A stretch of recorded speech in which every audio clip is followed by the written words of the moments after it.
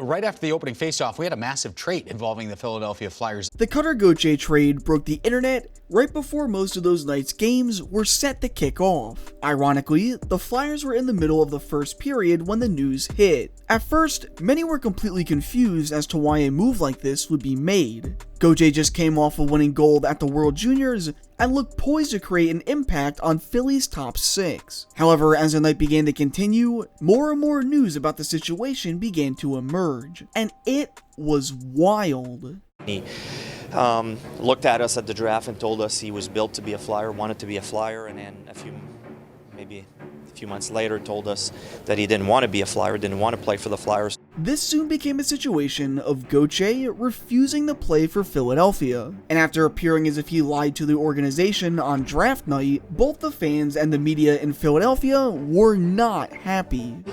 You don't want to be a Flyer? You're not going to be a Flyer? Yeah, see you later. It's the best thing you can say in this point in time, right? A kid doesn't want to be there, hasn't played an NHL game yet, so he's thinking he's something else to call where he can be playing. And you can't risk a lot of things with a college player because they have a wild card that they can become free agents. You have to wait another 2 years. Whatever it is, it doesn't say a lot for your maturity that you don't want to come to an organization. This is brutal for any organization to say about any player. So what really went on here? Well, it was some ugly drama, but here's what I could conclude. Elliotte Friedman said that Philly didn't want to sign Gauthier at the end of last season due to a bonus overager carrying into this season. They didn't intend it as any type of insult, but things were never the same again. Basically, Gauthier took this as the organization saying that they didn't want him, when in all actuality, they didn't want the excess cap due to being tight up against it. However, it didn't help his case or image when he was seen liking Sean Avery's tweet where he'd bashed the Flyers organization, and when Anthony Sanfilippo would state this. Fingerprints are all over. Absolutely. Now, when this broke, people began to think of theories that correlated with an interview in which Cutter mentioned Hayes was his closest friend while in Philly. Hayes would also leave the team that drafted him, so it had to have made sense, right? Nope.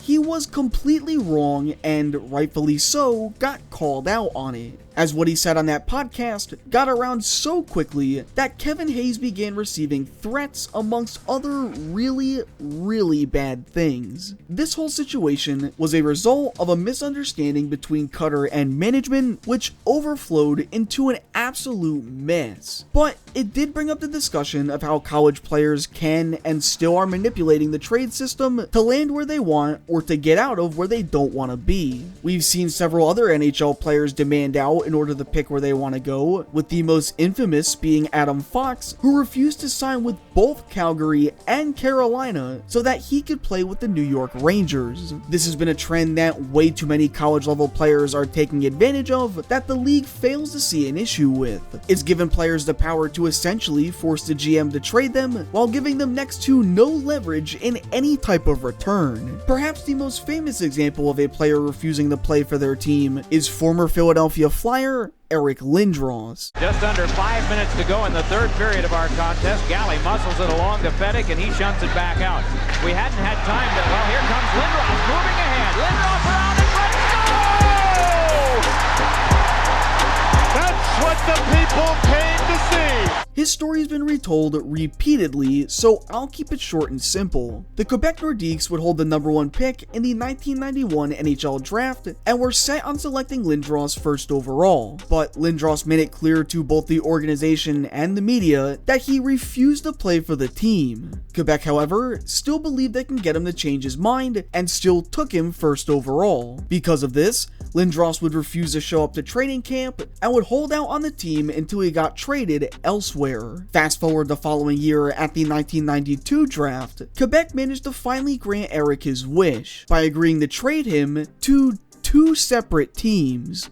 Yeah. So to settle this, the league would hire an arbitrator to make the decision on who would receive Eric Lindros, and he determined, I find that Philadelphia made an enforceable deal with Quebec with respect to Lindros subject to a condition which existed for its benefit. The return for Quebec was massive and would eventually contribute to their rise to dominance once they'd relocate to Denver. So the question is, if players are willing to demand a trade, hold out, and go to arbitration in order to avoid playing for a certain team, how far can they really go? And well, one player back in 1998 went to the absolute extreme in order to opt out of playing for the team that drafted him.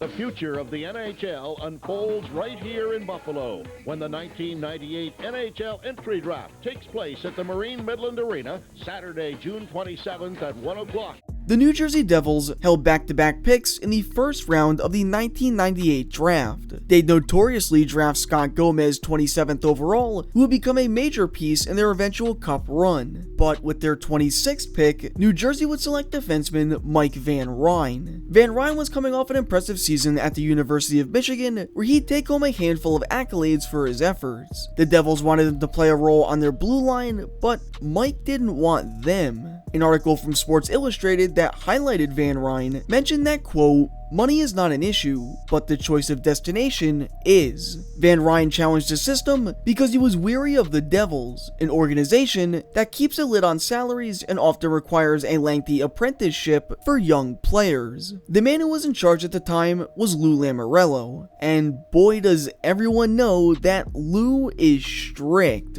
He wants things done a certain way, and he was very persistent when it came to contracts. Essentially, if you were a rookie, you had no say. You either take what he gives you, or you don't. There wasn't much of an option for Van Ryn if he wanted to head elsewhere. Even if he didn't want to accept his entry-level contract, he was still fairly young when he was selected, meaning the team would still hold his rights for quite some time. He felt like he was trapped in a situation he couldn't get out of, until he discovered a way out. While teams can hold a college player's rights even after they've graduated, if you played in a junior league, they'd only have your rights for 2 years. If you were 20 or under, you could re-enter the draft, but he didn't want to run the risk of getting reselected out of spite. But if you were 21 or over, then you could become an unrestricted free agent. The rules of the CHL allow players who are 20 years old, turning 21 during or after the season, the chance to play as an overager. And since Mike was born in May of 1979, and he'd be 20 after the season was over, he was still eligible to play junior hockey, meaning he could play in juniors until he was 21,